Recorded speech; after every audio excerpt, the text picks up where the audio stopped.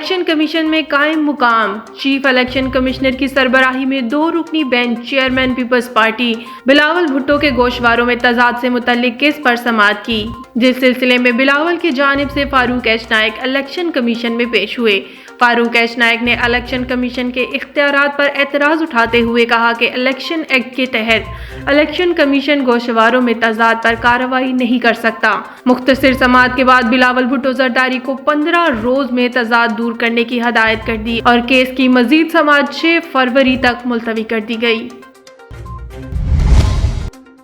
وفاقی حکومت نے اوورسیز پاکستانیوں کو ملک میں انڈسٹریل یونٹس کے قیام اور ترسیلات زار بھجوانے میں درپیش مشکلات دور کرنے کے لیے ٹیکس قوانین میں پیچیدگیوں اور ڈیوٹی اور ٹیکسوں میں رد و بدل کرنے اور غیر ملکی سرمایہ کے لیے اور درآمدی سطح پر 1.75% ایڈوانس ٹیکس سے چھوٹ دینے اور سیلز ٹیکس کی مد میں 100% اور ان پٹ ایڈجسٹمنٹ کی اجازت دینے سمیت دیگر مراحل دینے کا اصولی فیصلہ کیا ہے۔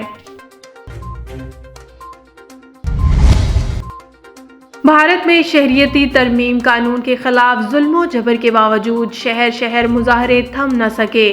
عادل آباد کے مسلم اقلیتی علاقے میں قتل و خون کا بازار گرم ہو گیا۔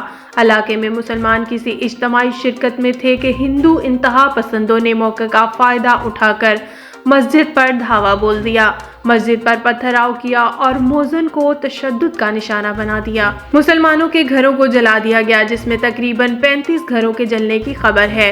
پورا شہر فوجی چھاؤنی میں تبدیل ہو چکا، انٹرنیٹ سروس معطل ہو چکی۔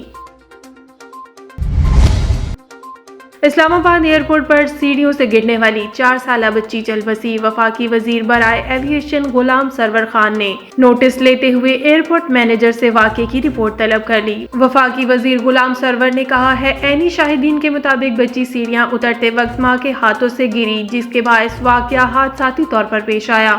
غلام سرور نے کہا ہے، معصوم بچی کی موت کا انتہائی افسوس ہے۔ اللہ لواحقین کو صبر جمیل عطا کرے۔ اسلام آباد ایئرپورٹ کی برقی سیڑھیوں کو محفوظ بنائیں گے، آئندہ ایسا حادثہ پیش نہیں آئے گا۔ جہاں ملک بھر میں سردی کی شدید لہر جاری ہے، وہیں کراچی میں بھی سائبیرین ہواؤں کا راج ہے، جس کے سبب سردی کی شدت میں مزید اضافہ ہو گیا اور شہر کا درجہ حرارت 7.5 ڈگری تک گر گیا۔